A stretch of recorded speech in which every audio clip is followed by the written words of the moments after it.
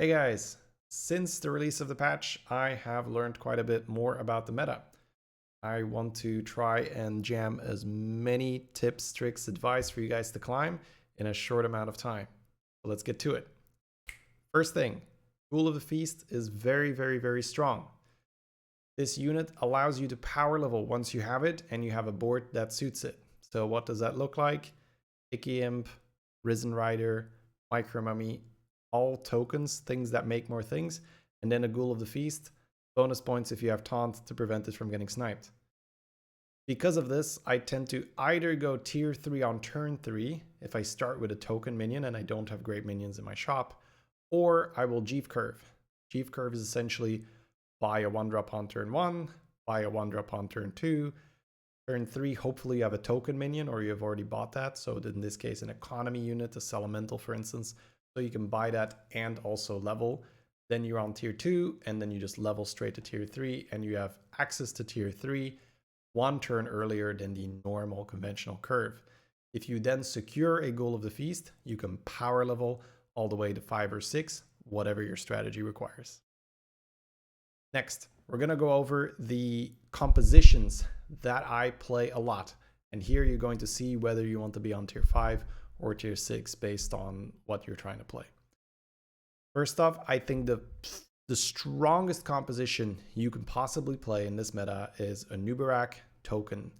So this is essentially get an early Nubarak, get a Reborn for it, get a Baron, juice up the attack of all the tokens, and then just play as many Reborn tokens as you can to just take full advantage of this ridiculous amount of damage that you can provide to your tokens. This was already announced in a previous video, but now that I've played it more and more, I just realized that there's hardly any counter to it. Especially if you get very proficient at it, you can block people's counters. So what does that look like? First of all, ideally, what does the end game board look like? You use your Nubarak for a long time, but you sell it at the end if you want to be as powerful as you want to be. So you keep a Nubarak on the board for quite a while, you farm attack, be it with or without a Titus. But then eventually you sell it and you try to get double Soul Splitter and then 2 or 3 minions that don't have Reborn so that you can reborn them. Now, what are the best targets for that? Eternal Summoner is great. Handless Forsaken is also very good. These are 3 bodies on their own, and when we reborn them, it's 6 bodies. And that's how you want to think about the strategy, the number of bodies. The Sun is also very good because you get 4 bodies in 1 unit, so you don't need the help of the Soul Splitter. Even though a Reborn Summoner is stronger, you don't require a Soul Splitter for a Sun to be very strong.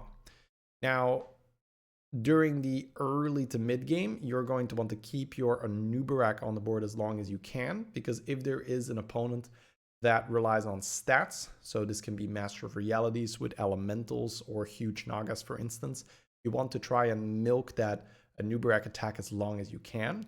If you see that all your opponents are undead and they're doing similar strategies, you don't really need to keep a Nubarak and Titus on the board for too long, because you're just going to end up taking damage when you could be playing more Reborn tokens to be stronger. In terms of what you can do when you get more proficient at this composition is you just run things to counter the counter. So people are going to want to run Blaster against you. They're going to want to run Cleave because they want to kill as many of your tokens as possible as early as possible. So Uther on an Eternal Summoner, Uther on a Handless Forsaken, just using the regular +2/+7 buff, the Banshee buff on anything helps a ton. Maybe you get a Sister on the board for even 1 turn just to get a little bit of extra health. So that Blaster, maybe Blaster plus Titus combo does not hurt you so much. Another thing is maybe you'll just have 1 random extra unit, like a big Micro Mummy. Taunting that is great because then if they do run a Sindore, they have less chance of targeting your premium Reborns, like your Hand, like your Sun, like your Eternal Summoner.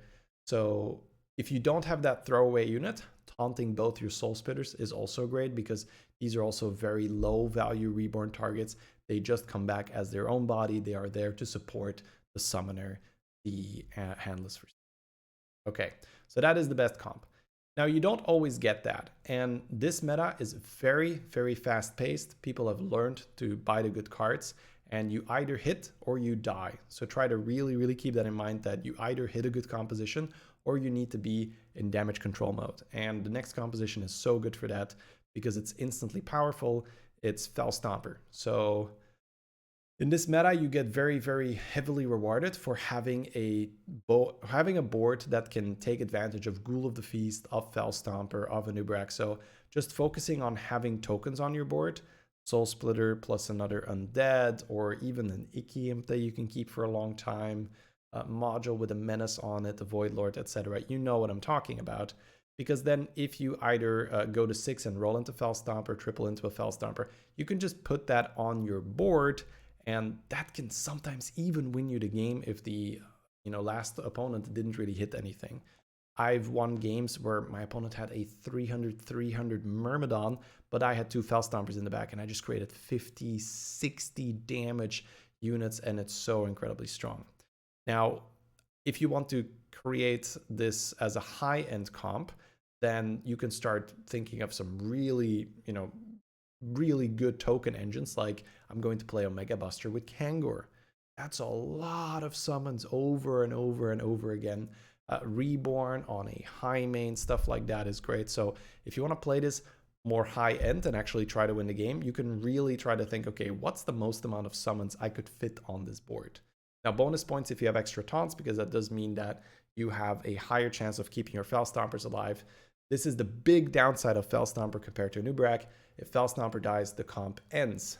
In Anub'arak, you kind of just kill off your Anub'arak and everything has damage no matter what. So it's not as good as Anub'arak, but hey, you can't always get that. Now, most of the time, you'll have Ghoul of the Feast on your board, and then you just upgrade this to a Felstomper. So that's once again a throwback to Ghoul of the Feast just being a very, very good unit. Not only does it allow you to level, it also just allows you to have a board that can instantly go into Felstomper, because they obviously both want similar things. You want Avenge, which means you're going to summon a lot of things to then kill them off, and Felstomper wants you to summon a lot of things. Okay, next up, we have something completely different, but it can hit pretty hard. It's Magma Lock, Master of Realities. So I would say don't chase this at all, because if it's not good, it's not going to be strong.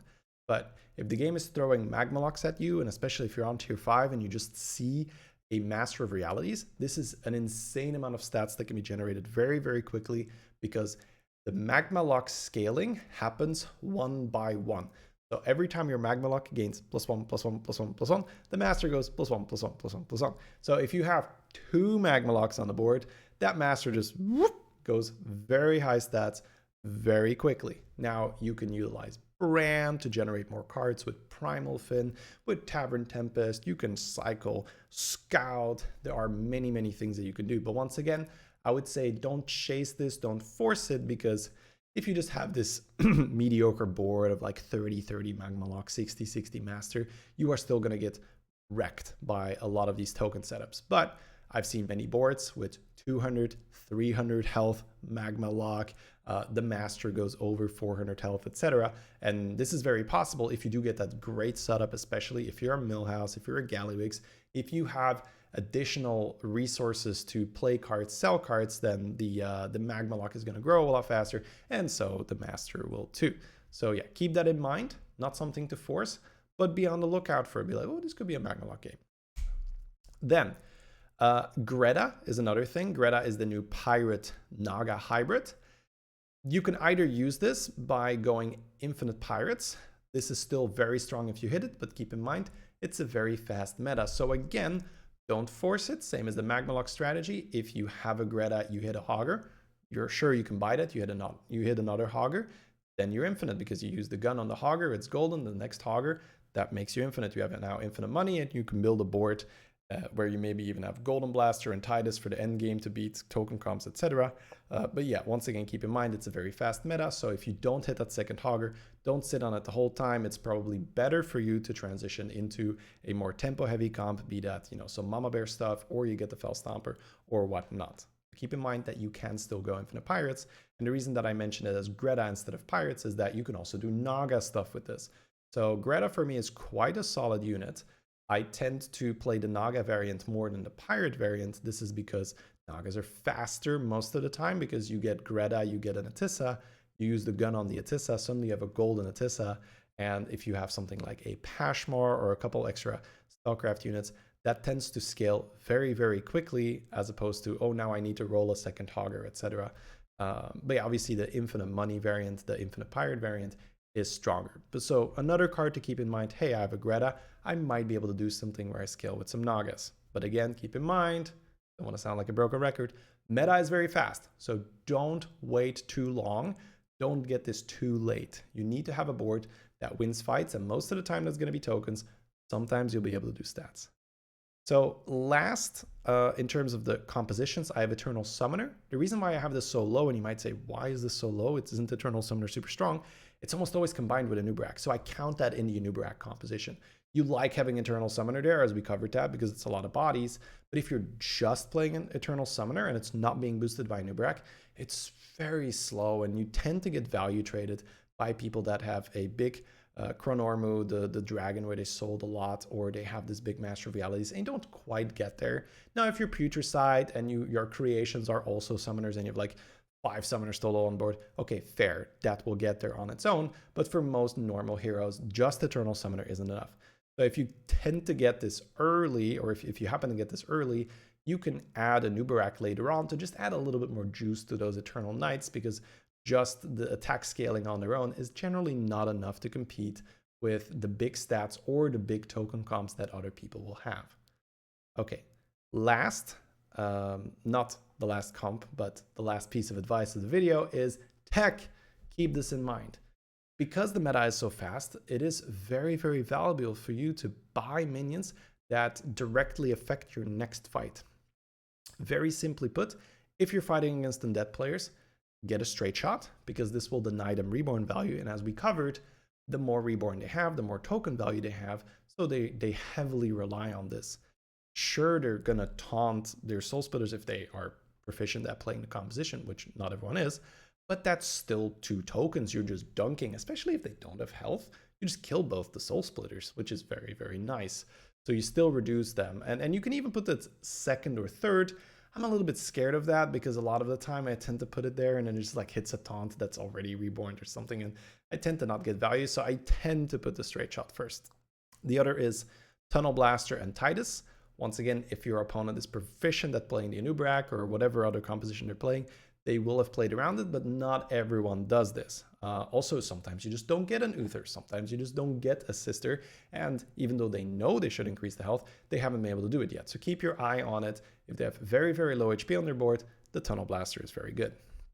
Now, on the flip side of that, if you are fighting someone that did hit the Magma lock setup with the Master of Realities, Leroy still very good, Queen still very good, Puffer Quill, if you get it with a Divine Shield, also still very good.